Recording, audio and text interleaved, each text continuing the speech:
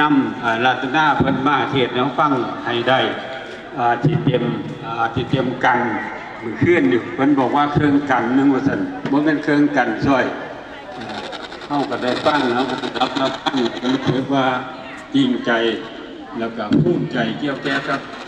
เพิ่นบ่มีท่านที่เฮาฟังมันก็เป็นธรรมะเพิ่นก็สิบ่มีท่านก็เคยไปเชื่อมกับธรรมะไปเฮาก็ทราบซึ้งไปเกี่ยวแก่กับเรื่องการที่เฮาปฏิบัติเข้าสร้างน้ำทับบุญเพราะฉะนั้นน้ำตัวแทนของมนุษย์สวรรค์กับเอาบุญของทางประเดชพระคุณพี่น้องที่อยากที่มารวมใจบาตรขอเรียนเชิญ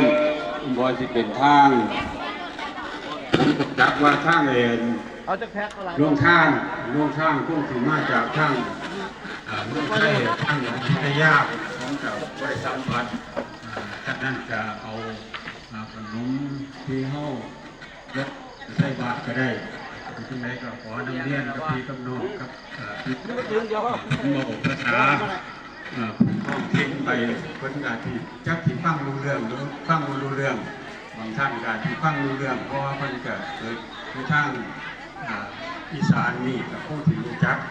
ผู้ใดไปเกิดที่ทางเมืองไทยกับผู้ที่รู้จัก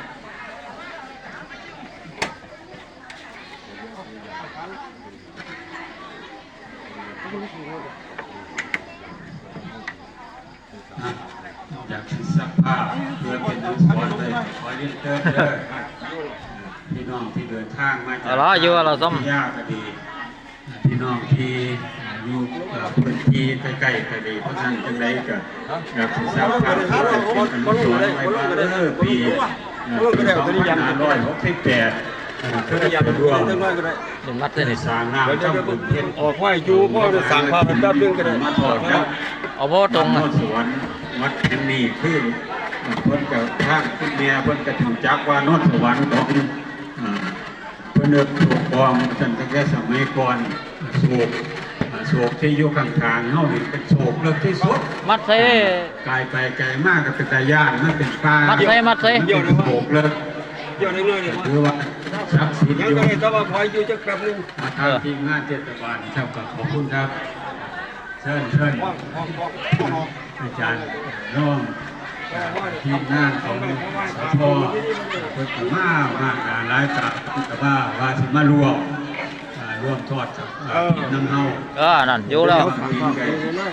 เดินทางมาจากทางอยุธยาเอาไป20เพราะฉะนั้นที่ไหนก็น้ำเย็นกับพี่น้องเพราะฉะนั้นนี่แต่กำลังที่สร้างภาพของโลก